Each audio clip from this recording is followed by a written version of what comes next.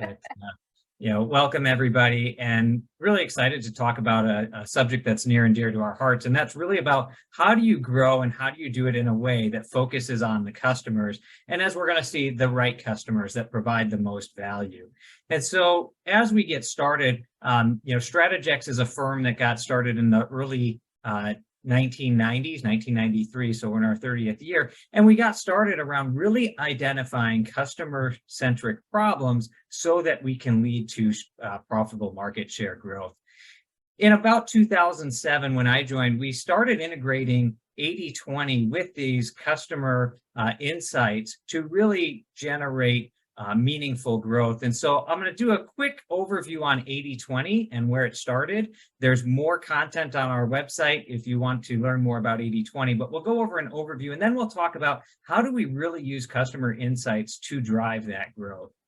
So where 80/20 got started was actually well over 100 years ago with a gentleman named Vilfredo Pareto. And what he discovered was 20% of the input created 80% of the output. It started with him studying land, but it transferred to a universal principle. In the early 1980s, a gentleman by the name of John Nichols had a hypothesis. He knew the 80/20, that 20% of the customers generated 80% of the revenue. And that means that 80% of the customers only generated 20%. And that was pretty common knowledge. Most of you have heard of the 80/20 rule. However, where most people go wrong is they say 20% of my customers, 80% of my revenue, and 80% of my profits. And what Nichols said is, I've got a different hypothesis on that. He said, because you see, what our financial systems tell us is that we apply SG&A and overhead by the revenue. And that's the way that most CFOs and people, controllers, those in the financials, they apply those costs spread like peanut butter according to revenue. I like to joke it's because they're lazy. That's not true. It's probably just a way that everybody recognized it's in accordance with GAAP principles. But he said, I don't believe that's true. I believe that those 20% of customers that generate 80% of the revenue only require 20% of the overhead. And when we're talking about overhead, we're talking about selling, marketing, all the ings in the back of customer service, things of those nature. And he said, I believe this is true. And so when he was hired by the Smith family, he said, you can fire me if you don't agree with me, but please don't stop me from proving this. And over the next 40 years or so, this has been proven. It really only requires 20% of the overhead to generate 80% of the results. And so if you were to draw a line down the middle, and there's our line, it really reveals two different companies. North of the line, on top of the line, where there's the 20% of the customers and 80% of the revenue and only 20% of the overhead, that business is extremely profitable. We find that at least 150% of your profits are north of the line. Again, because 20% of the customers, lots of revenue, and just a little bit of overhead. Below the line, where we've got 80% of the customers and only 20% of the revenue, there we tend to lose money because that's where a lot of our time and effort is spent. So there's this imbalance within a business. And how we relate that back to marketing and marketing efforts is the fourth triangle that pops up here on the left. And that is, where should we spend our time? Where should we spend our efforts as we talk about customer-centric insights?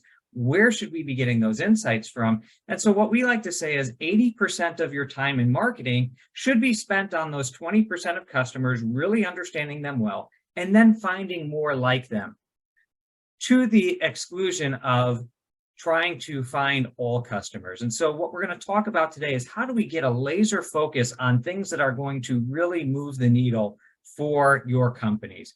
How can we add a lot more revenue and not add proportionate overhead to that? So as we go through this, one of the analysis that we do as we start working with our clients is, you've got a whole bunch of customers, in this case, 2,000. How does their revenue break out, and how does the traditional model look? And so in this case, we've got 2,000 customers, and we stack rank them from customer number 1 at the top, your largest customer, to customer number 2,000 at the bottom, and we just break them into 4 equal groups. And so from the top 25% of customers in this case 1 through 500, the question is, what percentage of the revenue do we get? And if we know 80-20, this is 25%, so it's got to be greater than 80%. What we generally find is that it's 89% of the revenue, close to 90% of the revenue comes from just the top 25% of customers. And the first time I heard this, I was shocked. I was incredulous. I didn't believe it. But then as I thought about it more, it made sense. In fact, I was so skeptical when I was running a different business and I first heard this. I ran the numbers and they broke out exactly the way that I'm sharing today. So the top quartile, the top quarter of customers, 89% of the revenue. The next 25% is 7, then 3, and then 1. And that really shocked me. You might ask, how universal is it? It's so universal that we've got it on the back of our business card. You can't see that, but I'm a big golfer. They're on my golf balls, 89, 7, 3, 1. It's a party trick that we have. We don't know your business, but we know that if you were to do the quartile analysis, it would break out to 89, 7, 3, 1. So that's interesting, right? There's two ahas here, right? The first is very few customers generate 89%. The other aha is 50% of those customers only generate 4. So as we move a column over, we're going to talk about percentage of overhead or effort. This is not material costs. This is all the things in the business, the selling, the marketing, customer service, support, all of those things, engineering. The way that tends to break out is roughly equally, 25% across each board. And sometimes we get pushback on that and they say, is it really 25%? And the answer is directionally it is. Because if you think about a marketing campaign, right, we go and we send emails to everybody. When a customer contacts and they want to buy, we have to set them up. We have to find out what their needs are. We then have to develop the product. Then we have to ship it. Then we have to collect the invoice. And those small customers take just as much time as the large ones do. It's something that over time we've been able to prove over and over again within a few percentage points. So if that's true, it really says that 25% of my time is spent on 90% of my revenue, and 50% of my time, the lower half, is spent on only 4. And what we want to do is challenge you to think a little bit differently about the way you resource it. So then the fourth column is my favorite column, because what we're all in business for is to make money. Yes, we have other whys that we want to do. We want to save the world. We want to do great things. But at the end of the day, it comes down to, are we making money? And so if you look at this first quartile of customers, the first 500 that have 89% of the revenue and only 25% of the cost, the question we ask is, how much profit is there? And when we're live, we ask this and people say, well, it's probably 80%. And we say, no, it's much higher. They go 80, 85, 89. I was doing this once and we had them to 99.99999. And the number they couldn't get over was 100%, because how can we make more than 100% of our profit? Well, what we found over the last 15 years at Strategex is you're basically making about 150% of your profit there. The lowest I've ever seen it is 120% of the profit, but I've seen it as high as 300% of the profit. We had a client where their top 8 customers were 300% of the profit. Now, you make all your money and then some in quartile 1, which should relate to the importance of marketing in understanding those customers and then finding more like them. That's how we generate customer-centric growth. If we have to understand all 2,000 customers, it's going to be really difficult to develop a marketing message and to understand it. So instead, we focus on a narrow, critical few. In quartile 2, if you've got a team of all-stars, you can break even. And again, it's because there's only 7% of the revenue, but we've got 25% of our effort here. So if we're really good, we can break even. We start to lose money in quartile 3, and we're losing money hand over fist in quartile 4. In quartile 4, there's 1% of our revenue, and yet there's so much cost and effort that goes into serving those. So as you think about it, and as you think about your marketing efforts, where should we be spending our time? Sharon and I would argue that you should be spending it understanding and really knowing and building customer experience that's unparalleled in quartile 1. And that comes at the expense of quartiles 3 and 4. So as we look at this, there's also an 80-20 to quartile one, and we call those the whales. What we've found over the years is quartile one, 80-20 is two, and roughly 5% of your customers are 50% of your revenue. And we call those the whales. They're the big fish that we want to catch, right? They're the whales that we want to go target. And so, as we talk about marketing, what we also like to say is whales swim with whales. They tend to school. Big fish school with other big fish. So we should be looking in areas where those whales are swimming. On the bottom half, what we have there, we call them minnows, because no matter what, they're not going to become big. We get a challenge that, all of our customers didn't start out big. Some of them started off small and slowly worked their way up. I'm here to tell you 99.9% of the time that doesn't happen. Generally, what happens is they might start in quartile 4 because they purchased in December, but the next year, if they're a large whale, they go up to the top.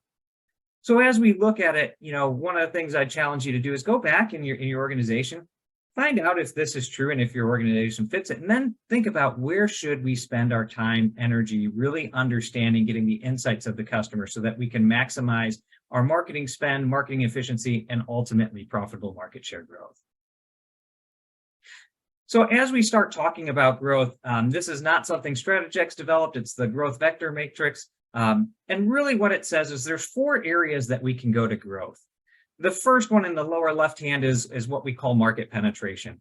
Selling existing products to existing markets, selling things we already know how to make to markets that we understand. And what we're going to tell you is focus there first. The first area to focus is market penetration. If you have less than 70% market share, maximize the core, maximize that market. Spend your time beating your competitors here. Once you've maximized that, there's 2 directions that we're okay with. You can go to the right, which is, let's develop some new products for markets that we really understand, and we can grow through that. So that's kind of the selling something else to our existing markets. You can also go north, which is, we've got these great products and we're in this market, but this other market could also use them as well. And we'll talk about that later on. We're okay with either one of those 2. Once we've maximized this green one, market penetration, then we can go to market development or product development. What we would ask you to avoid at all costs is this box of diversification. Diversification is a nice way of saying what we can't say on a webinar. This quad is the one to avoid at all costs, because really, if you step back and think about it, what we're saying is, we're going to develop new products that we know nothing about for markets that we know little to nothing about. And that's our strategy to win. And what we've found is the failure rate with all of our clients here is extremely high. And again, it's because we're trying to develop products that we know nothing about for markets that we know nothing about. And what's always striking to us is when we ask them, well, what's your market share in your existing market and existing products? It's usually only 20 to 30%. And so we say, focus there first. All right, thanks, David. So let's dive in and look at growth strategy number 1 a little deeper, which is market penetration. This strategy is all about attacking the low-hanging fruit of selling products you already make to accounts you already work with. Now, you might ask, how can I better understand the strategies needed to grow share with my existing customers and existing products? Customer insights is a great way. Your strategies must be rooted in a deep understanding of your customers' needs and their expectations. A great tool for this is a customer experience study or a customer insight study. And when you're conducting a customer study, the most important part of the study is all about the why. Sure, Net Promoter Score, which is the likelihood to recommend question, customer experience and satisfaction ratings, they all give you a great benchmark. But I'd say those scores are worthless if you don't have the qualitative behind the ratings. What's the why? Too often we see companies out there chasing a score, but you can't understand your customer's roadmap or improve their customer experience solely based off a number. The why has to be the heart of the intelligence. Why do your customers buy from you? Why do your customers buy from your competitors? I'll give you a quick example of the why behind Net Promoter Score. In a recent study we did, we talked to a customer who gave a passive Net Promoter Score of 7. Now, the sales team assumed it was all due to price. But when we talked to the customer and we asked them the why, what was holding our client back, we found it was all about training. Their competition had a hands-on contractor training program.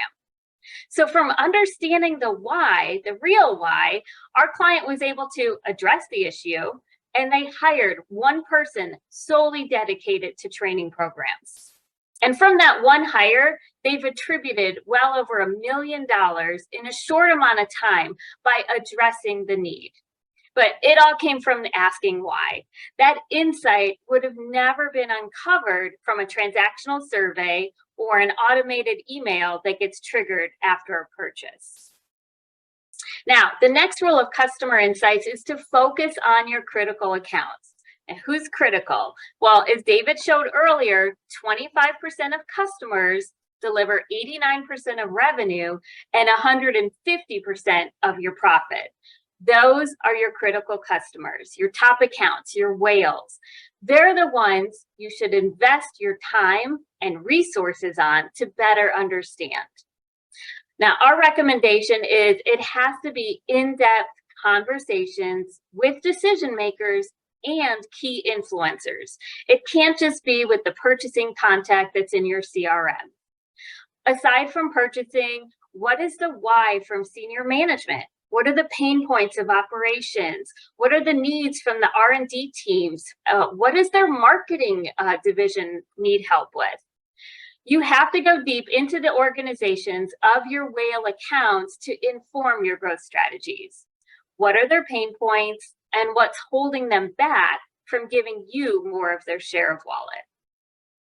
Now, thirdly, when you're embarking on a customer insight study, you have to make sure it's actionable. So often people say, we want to do a study and here's 100 questions. And I say, you can't possibly action on 100 different questions.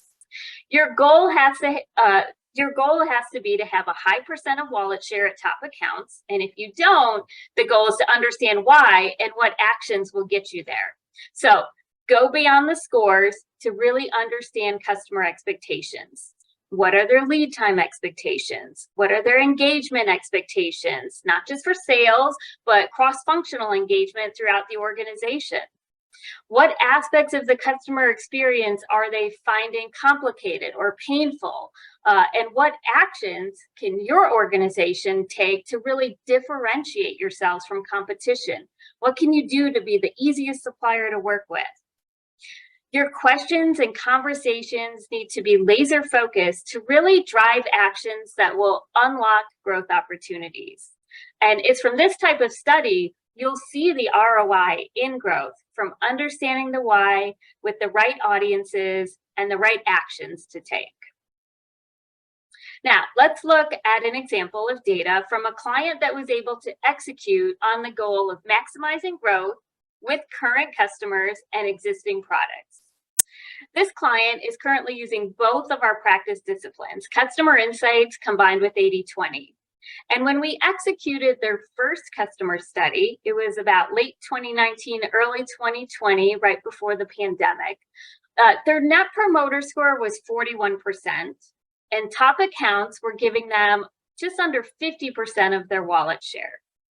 Now, you might think 41% Net Promoter Score, that doesn't sound horrible. Well, it's actually spot on with the industry average of 42%.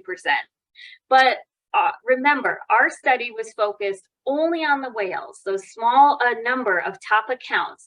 And for our client, having 59% of their whales be a passive or detractor was not acceptable.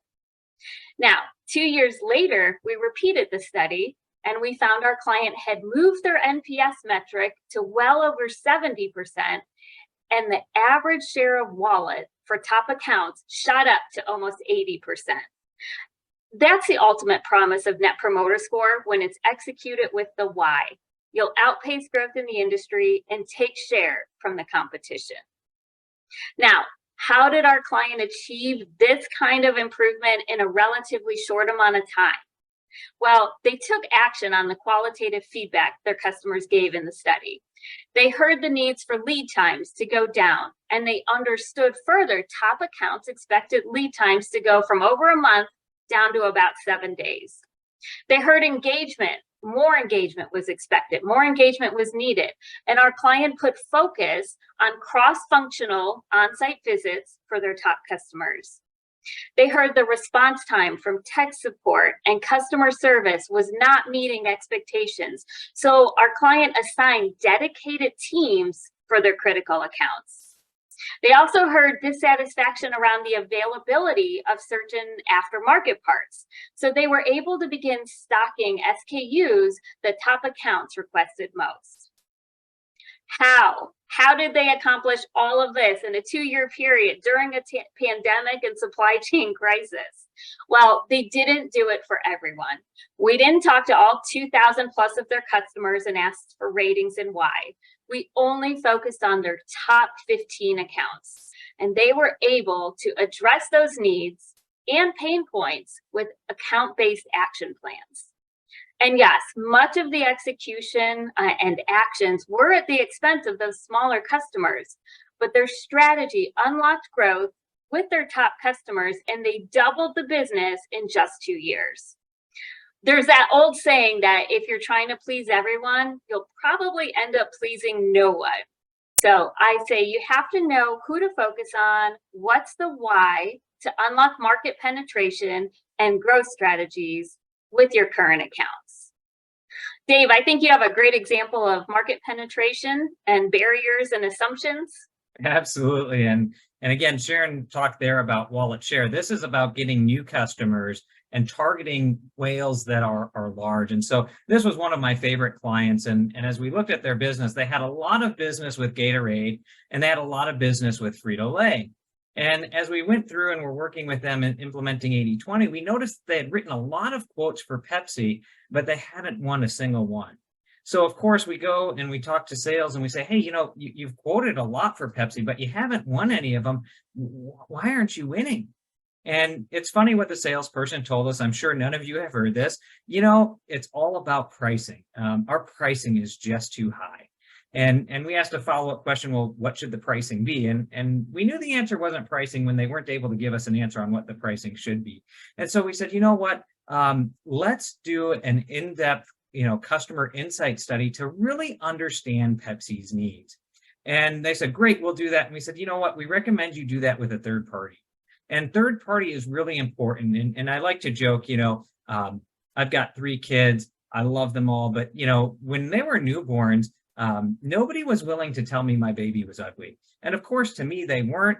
I thought they were the most beautiful thing. And then a few years ago, I was scrolling through the pictures and I go, that looks like some sort of alien potato. It was not attractive. It had just gone through a war being born, but, nobody was willing to tell me my baby was ugly. Similar things happen in business. If we go and ask the questions, they may or may not tell us the truth. There's a book written, People Lie. Guess what? People lie. And part of it is they don't necessarily want you to have to win. Sometimes they're comfortable going with the incumbent. And that was the case here. So we did an in-depth interview with this customer to get the true customer insights. And it was interesting what we found. We were an approved supplier, which you might assume because we were already selling to Gatorade and Frito-Lay. They really liked the design of our product. The price point was actually okay. They didn't have a problem with the pricing.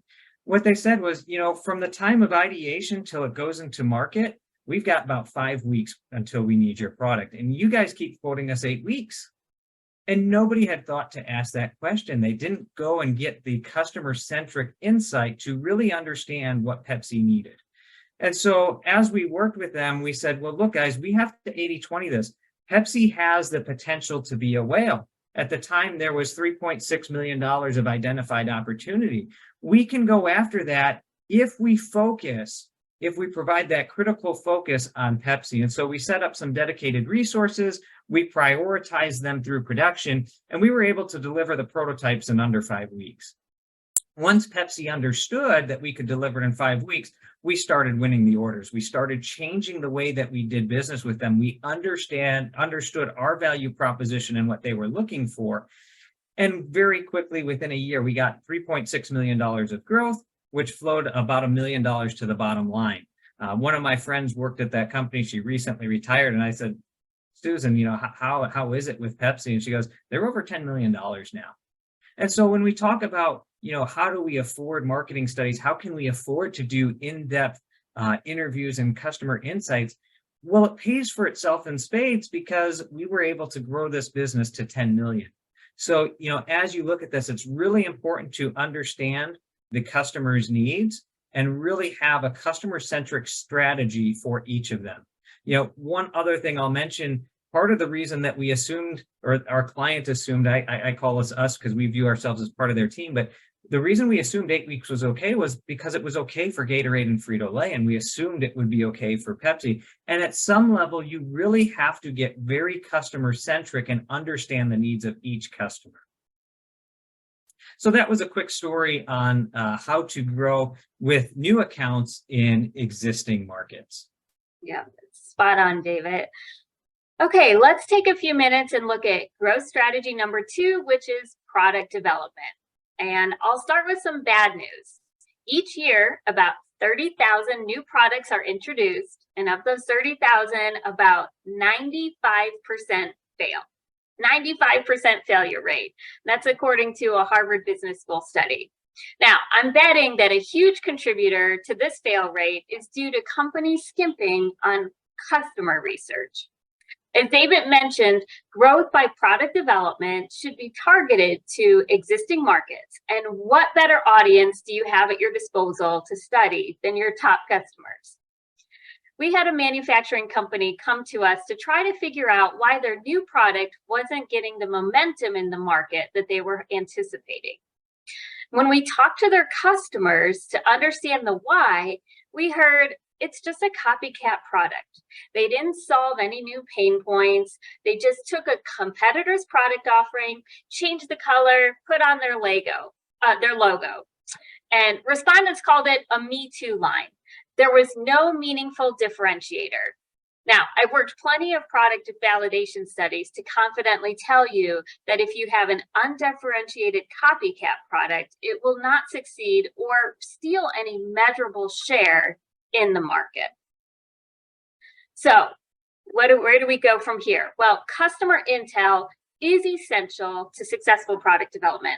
And let me share some best practices that we've seen implemented. First, target your product development initiatives to your top accounts. Don't create new products for the little guys, the small fish. A new product will never turn a minnow into a whale. You really need to ideate and understand the true needs of your critical customers. Next, do the diligence, do the research, get to the why. Innovate to solve problems that address real customer pain points. And in order to do this, you have to talk to people that touch the product in every point of the life cycle, right? So who's specifying the product? Who's installing the product? Who's the end user? Who's servicing the product? And what are all of their big frustrations? What ideas do they have for improvement? And when and why are they turning to competitive products? It's all important to understand. Now, I can't stress enough how important it is to listen. So often respondents in our studies convey their frustration when companies come in with a new product and they do all the talking and they never took the time to listen and solve their pain points. In fact, most respondents we talk to in studies tell us if only they would have come to us earlier in the innovation process, we could have collaborated and worked together on the innovation, rather than now I've got a product and I'm trying to problem solve with them. Customers are often begging to collaborate with their suppliers, and it's a really great partnership opportunity. In all our innovation work, I never heard a respondent say, well, we partnered with them and we worked really closely together and collaborated, but then we decided not to buy it. That just doesn't happen. You get their buy-in from the beginning, and that's a true key part to success. Now, lastly, and this is so important, when you have a new product, make sure you have the right go-to-market strategy. After you've listened to your customers, now it's time to focus on communication. What's the messaging to other accounts? What's the messaging to the market? Are we explaining the value proposition that the innovation was designed to solve for? What pain points is it addressing? We did a study for a client that hired us to find out why their new product in the market was not gaining any traction. And what we found was their customers were not aware they offered the solution. The sales team had not been informed on the benefits or the problems the new product was designed to address. And without that internal understanding from sales and distribution, they really weren't able to have the right conversations with customer decision makers and customer influencers to generate meaningful sales. Instead, the sales and distributors stuck to selling what they already knew and what they understood. So make sure you're communicating the new product and the value proposition that you're delivering with it. It reminds me of my favorite quote, Sharon, from George Bernard Shaw. He said, "The only problem with communication is the illusion that it happened." Right.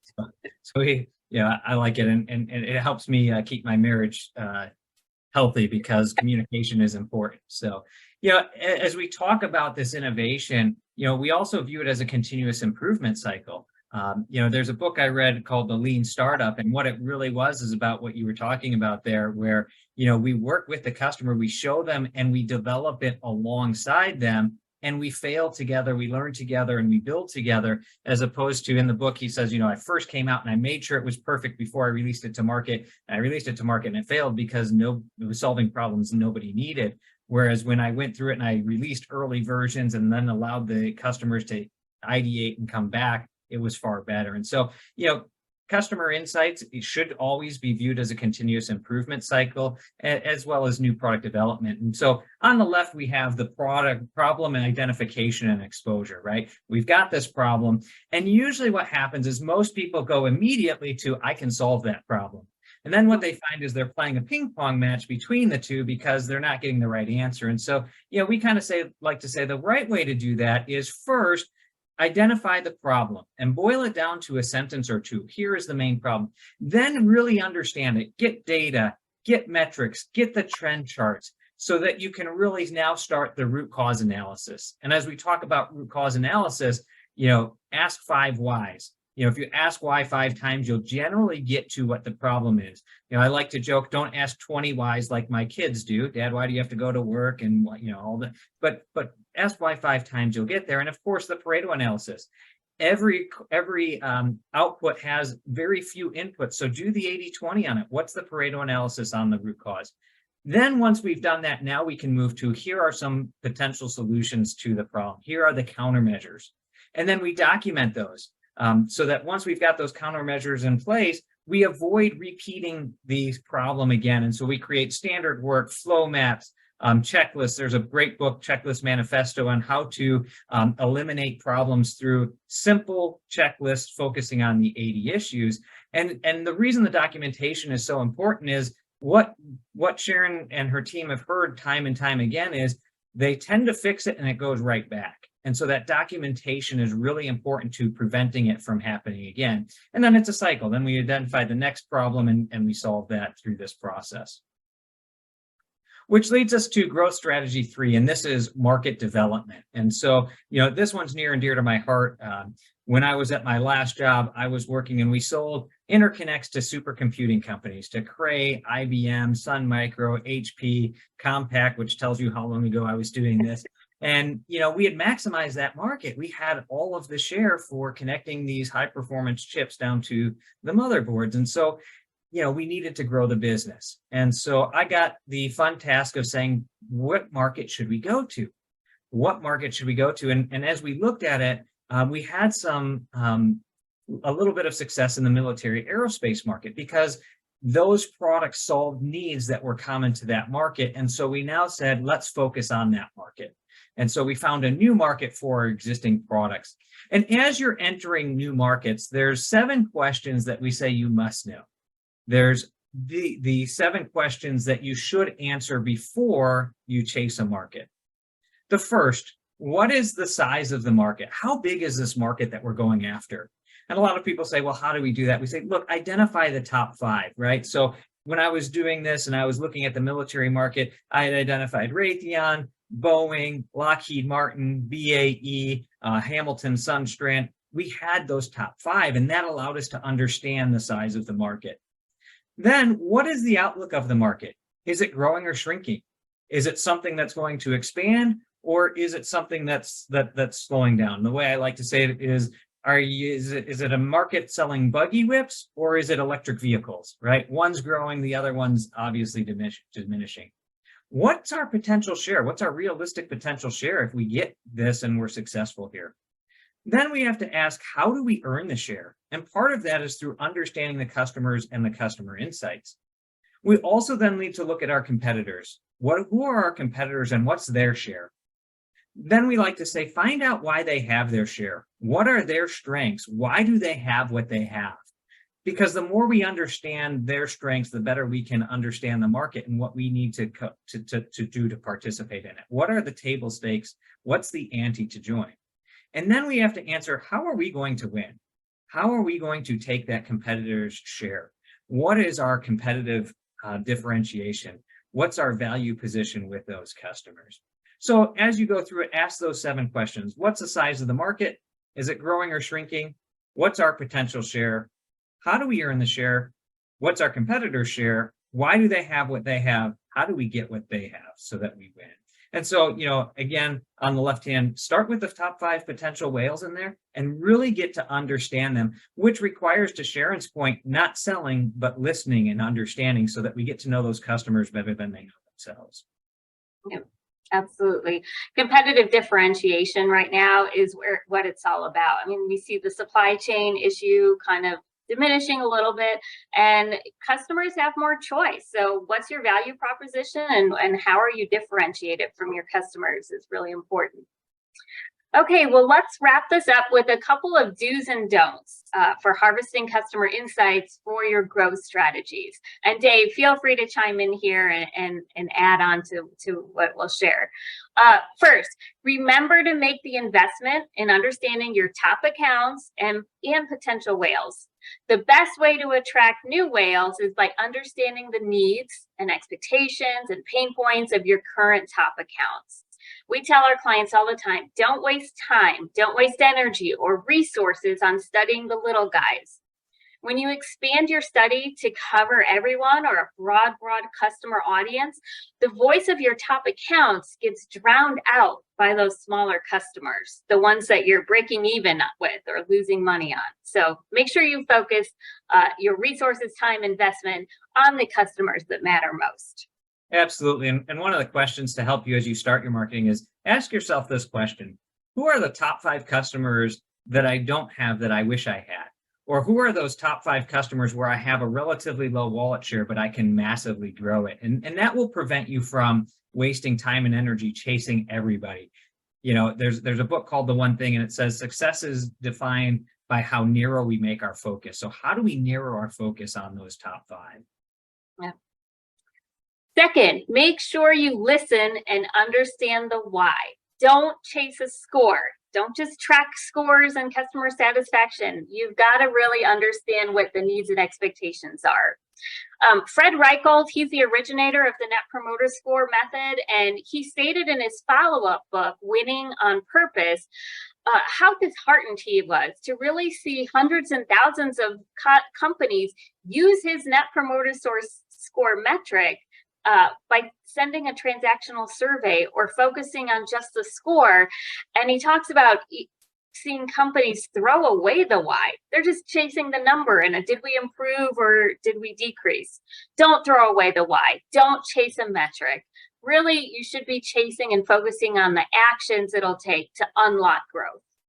It's a really good point. The way I like to say it is the metrics will follow us doing the right thing.